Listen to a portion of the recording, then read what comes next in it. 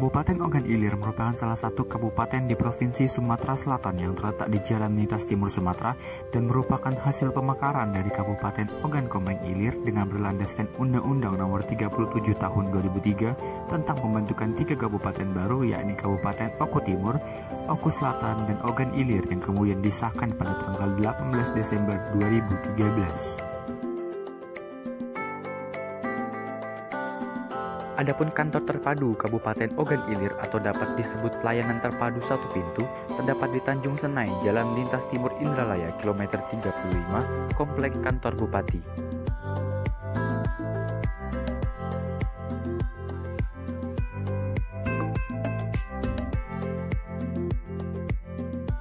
Pelayanan satu pintu merupakan salah satu program pemerintah dalam rangka peningkatan pelayanan publik dengan cara menyelenggarakan layanan perizinan yang cepat, efektif, efisien, transparan, dan memberikan kepastian hukum serta mewujudkan hak-hak masyarakat di satu tempat.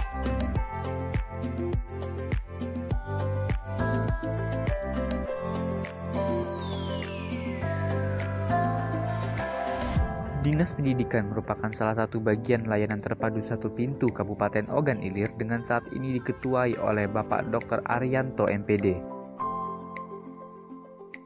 Maka dari itu, kami pun mencoba untuk mencari tahu lebih dalam tentang pelayanan birokrasi yang ada di Dinas Pendidikan dan Kebudayaan Kabupaten Ogan Ilir. Nah, penasaran kan? Yuk kita simak hasil wawancara kami dengan Sekretaris Dinas, Kepala Bidang Pendidikan Anak Usia Dini, dan Kepala Bidang Sekolah Dasar Kabupaten Ogan Ilir.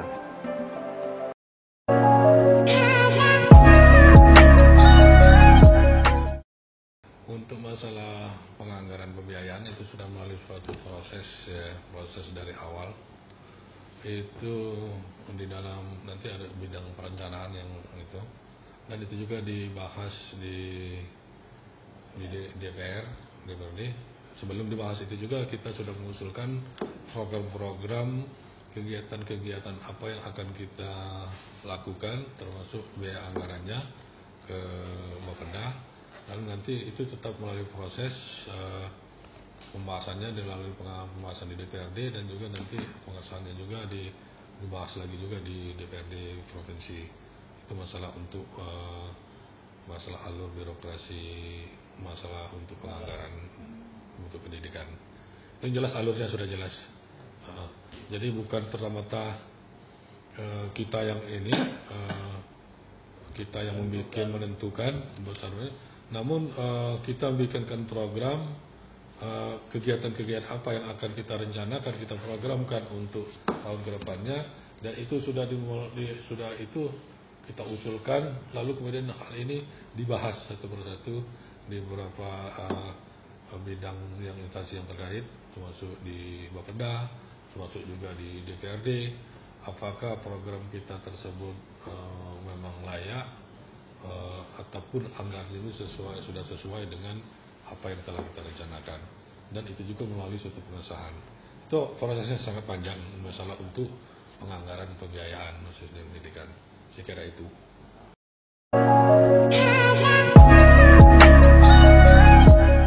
Dana khususnya dana alokasi khusus, dana pendidikan itu dana APBN ya dari pusat. Itu pun kita gunakan sesuai dengan Juknis dan Jukop yang ada. Di sana ada aturan yang khusus, yaitu dana alokasi khusus ini Juknis DAK. Itu digunakan selain juga untuk mutu pendidikan, pembiayaan di mutu pendidikan, itu juga digunakan untuk pembangunan fisik sekolah. Dan fisik ini juga bermacam-macam bentuknya. Ada yang bentuk rehab, ada yang bentuk bangun baru, RKB, ada juga bangun jamban dan sebagainya. Yang jelas untuk dana DAK alokasi khusus kita anggarkan sesuai dengan aturan, dan ini juga di dalam penganggarannya itu juga usulnya sangat juga panjang ya, harus disinkronisasikan juga dengan apa yang telah kita rencanakan di lapangan. Kita lihat survei lokasi lapangan kondisi sekolah fisik kita lihat juga yang mutunya mungkin kekurangan mobiler atau kekurangan buku atau peralatan-peralatan lainnya. Nah, ini kita usulkan melalui juga Dapodik yang di operator di sekolah-sekolah, akan diusulkan ke Kemendikbud. Nanti Kemendikbud juga untuk melihat, dan nanti juga usul ini baru kita dipanggil untuk mensinkronisasikan kondisi yang ada di lapangan ya dengan dana yang tersedia oleh dana alokasi khusus itu prosesnya. Jadi juga tidak dalam arti pembangunannya itu juga tidak semata-mata untuk fisik, ada juga pembangunannya untuk digunakan untuk mutu, itu mutu pendidikan, mungkin di dalam bentuk media pembelajaran dan juga bentuk pengadaan komputer dan lain sebagainya.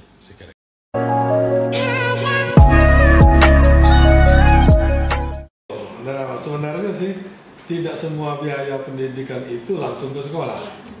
Ya, yang langsung ke sekolah itu hanya biaya pendidikan, yaitu BOS, bantuan operasional sekolah. Nah, itu kan. Namun untuk bidang-bidang prasarana dan prasarana lain dan kegiatan lain itu juga kita ada penganggarannya. Ada dari dana APBD, ya melalui anggaran dari dinas pendidikan itu sendiri. Ada juga melalui dana pusat, yaitu salah satunya dana alokasi khusus.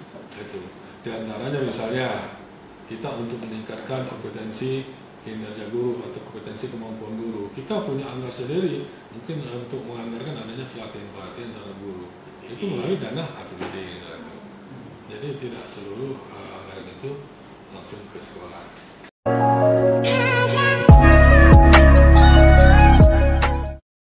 Saya kira tidak ada kendala. Khususnya di dana APBD kan untuk penjarahan kapan mau kita kaitkan bisa. Tergantung dari kita sih, perencanaan kita kapan program ini akan kita laksanakan. Mau bulan 1 kayak bulan 2 atau bulan berapapun bisa. Dananya udah standby. Nah, jadi tergantung dari kitanya. Gitu. Jadi tidak ada masalah untuk penjarahan dana. Namun perlu juga kadang-kadang yang masalah di dana alokasi khusus, dana DAP, bukan juga masalah pencairannya, ya. Tapi kadang-kadang memang kendalanya kadang-kadang di lapangan dana ini sekolah yang perlu kadang-kadang kita dana yang mereka butuh lokal belajar, misalnya kurang lokal belajar, namun kadang-kadang untuk di kementerian tidak terdanai. Ya, karena apa? Karena mungkin ada kendala di lapangan dari data Dapodiknya kadang-kadang di situ. Jadi di sekolah itu juga seperti pada kementerian, dia melihat untuk mendanai sekolah-sekolah khusus dana alokasi khusus ini, dia melihat juga situasi sekolah berdasarkan data Dapodik yang dikirim oleh kepala sekolah. Itu. Ya kadang-kadang data Dapodiknya ini yang komplain, ya dia kekurangan lokal belajar, misal ya, namun pelaporannya tidak. Jadi bagaimana untuk mendanai? Kadang sekolah itu kadang-kadang kekurangan lokal belajar. Begitu juga mengenai yang rehab dan lain sebagainya. Namun alhamdulillah kita sudah kita terakomodir semua ya, untuk khususnya di Dinas Pendidikan Kabupaten Ogan Ilir ini. Bahkan pembangunan desain sekolah alhamdulillah berjalan dengan lancar, tidak ada hal apapun. Bahkan untuk pembangunan sekarang ini kita lebih baik, lebih bagus daripada kabupaten lain. Kenapa saya katakan demikian? Kita memang telah memfungsikan memang pembangunan sekolah kita bangun sebagus mungkin, secantik mungkin, senyaman mungkin. Ya, sekolah-sekolah kita juga yang bangunan kita sekarang telah, yang kalau selama ini kita tingkatkan kapasitas mutunya. Kalau yang selama ini dia menggunakan plafon itu gipsum atau kasibut, sekarang kita sudah gunakan PVC.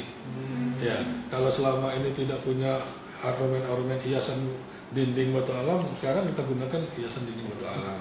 Nah, itu jadi lebih cantik ya, supaya lebih nyaman dan kelihatan anak-anak supaya lebih senang. Dan satu hal lagi yang kami tuntut dalam pembangunan fisiknya ini untuk tahun yang 2019 ini, kami tuntut dia tuntas 100% selesai. Bangun itu dapat dimanfaatkan. Dalam arti tuntas, kalaupun dia bangun lokal ruang belajar, dia sudah selesai semua, sudah ke plafon, sudah ke keramik ya, sudah, dan mobil ini juga sudah ada. Jadi begitu selesai bisa dimanfaatkan. Nah, itu. Jadi itu yang kami terapkan sekarang. Bahkan karena mengingat juga situasi daerah kita ini kelihatan kayu-kayu juga sudah keadaan sulit, kami sudah beralih juga ke kusen-kusen kita gunakan aluminium, lebih bagus lagi. Ya, itu. Dan katanya juga kita ngerangka wajah. Ini yang kita ambil. Saya kira itu.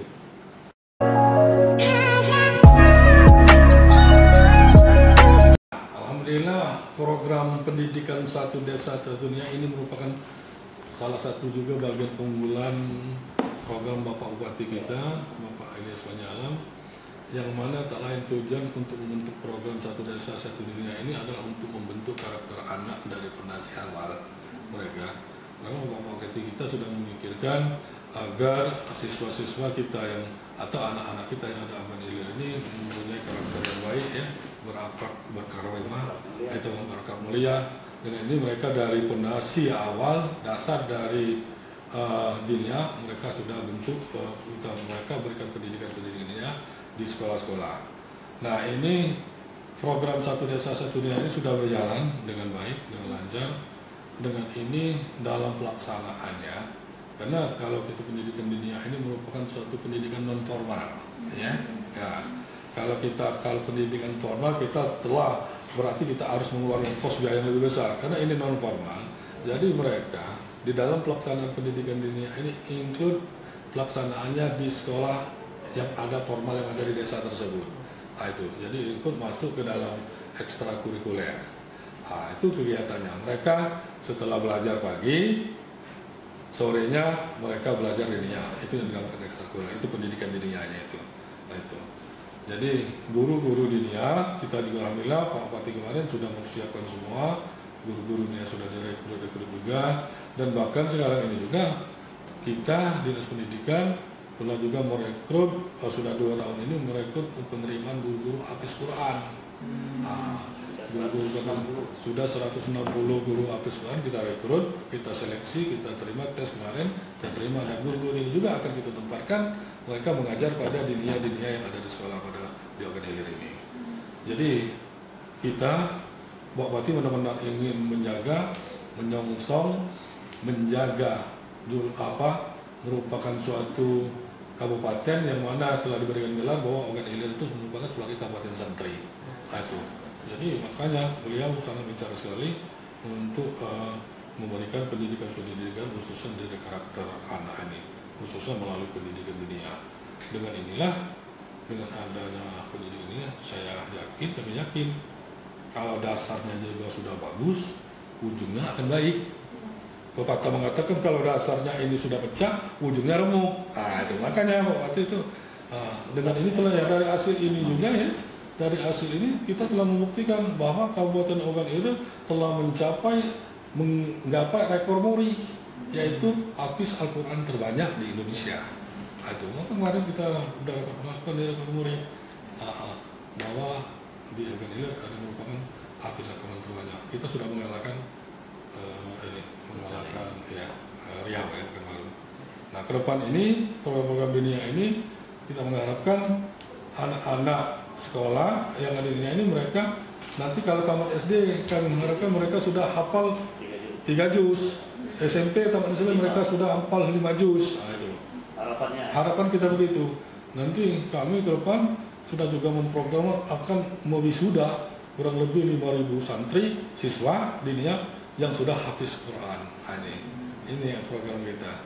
Jadi anak-anak kita ini benar-benar kita tempah dari awal ya, karena pengaruh kemajuan global ya, jangan sampai kabupaten santri ini dinodai dengan anak-anak kita terpengaruh dengan obat-obat atau narkoba. Karena kita tahu negara kita ini sangat gencar ya dirusak, diserang oleh narkoba ini. Nah ini, jadi anak ini kita bekali dengan iman-iman ini. Saya kira itu untuk peserta dunia. Sebagai contoh prinsip dari good governance, sebuah birokrasi adalah partisipasi masyarakat yang diharapkan dapat memberikan masyarakat kesempatan untuk turut aktif dalam penyelenggaraan pemerintahan. Salah satu kontribusinya adalah membantu pelayanan publik dan program pemerintah menjadi lebih efektif dan berkelanjutan seperti Olimpiade Sains yang diselenggarakan oleh Dinas Pendidikan dan Kebudayaan OI setiap tahunnya.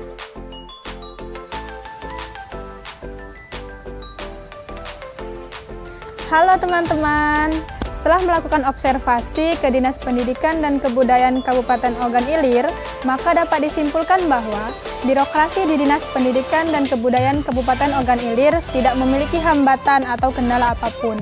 Karena dalam proses prosedur pelayanan, Dinas Pendidikan dan Kebudayaan Kabupaten Ogan Ilir menerapkan sistem pelayanan prima.